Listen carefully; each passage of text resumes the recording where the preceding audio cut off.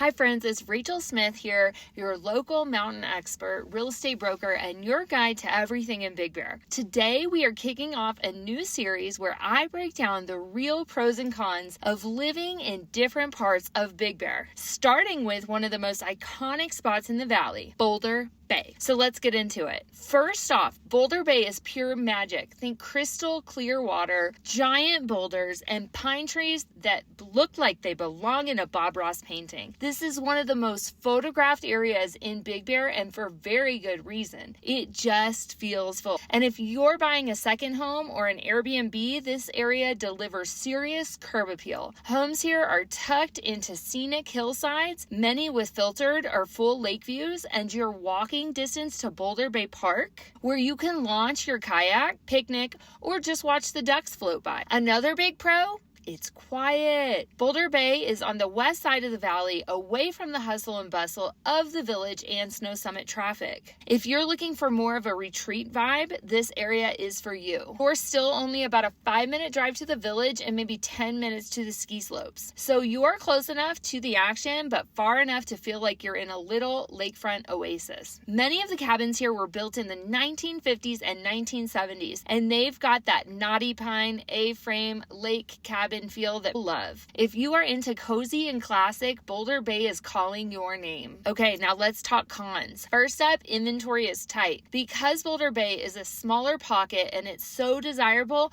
homes don't come up often, and when they do, they usually move fast. If you are set on this area, you might need to be a little patient and a little aggressive when the right one hits the market. Our next con is parking and snow. The roads here are narrow and windy, and in the wintertime, this can mean tricky driving and limited street parking, especially if you've got guests or a rental. You'll want to make sure your property has adequate off-street parking and easy access when the snow piles up. Another thing, while Boulder Bay is popular in summer and fall, it's less of a winter destination compared to areas closer to the slopes. That means if you're buying a short-term rental here, you may see some seasonal dips unless you really lean into that cozy cabin retreat marketing. And our last con, it's not the cheapest part of Big Bear. Because of the views and the charm, price per square foot tends to run high, and you might sacrifice interior space for that perfect lake peak or charming exterior. So here's the bottom line. Boulder Bay is perfect if you're craving beauty, peace, and that classic Big Bear experience. You're buying into a lifestyle, and honestly, it delivers. Just be ready for a higher price tag, a bit of a winter maneuvering, and limited turnover in inventory. If you're interested in buying or selling, or just want to know what's available in Boulder Bay right now, reach out. I'm always happy to help,